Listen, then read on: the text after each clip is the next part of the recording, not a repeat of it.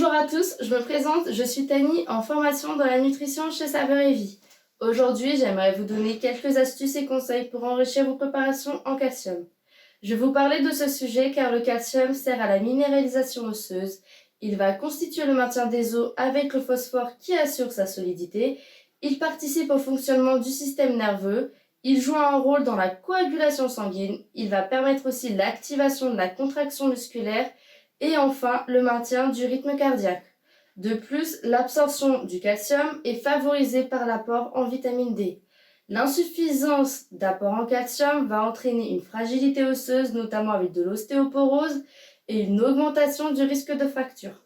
Les principales sources alimentaires de calcium sont les produits laitiers comme le fromage, le yaourt et le lait. Nous avons aussi des légumineuses, les fruits à coque, des produits céréaliers, certains légumes à feuilles comme par exemple le chou ou les épinards. Nous pouvons retrouver du calcium aussi dans les sardines.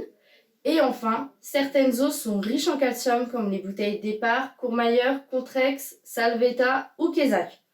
Les recommandations sont estimées à 1200 mg par jour de calcium, soit 3 à 4 produits laitiers par jour.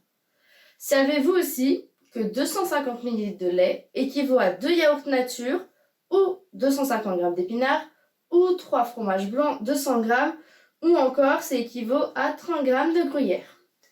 Je vous conseille alors d'ajouter dans votre potage le soir du fromage type gruyère râpé ou vache qui rit ou encore du lait en poudre écrémé. Dans vos salades, de compléter avec des dés de feta ou du comté, des billes de mozzarella ou du bleu dans une salade d'endives. En accompagnement de vos plats de viande ou poisson, vous pouvez ajouter une sauce béchamel. Au goûter, un délicieux milkshake à base de lait et de fruits mixés vous apportera un complément de calcium. Voici certaines idées de recettes que vous pouvez prendre en fonction de vos envies, comme par exemple une crème à la vanille, un flan, des crèmes aux œufs, une charlotte aux fruits à base de fromage blanc. Pour terminer, je vous propose des idées d'apéritifs pour l'été qui arrive à grands pas.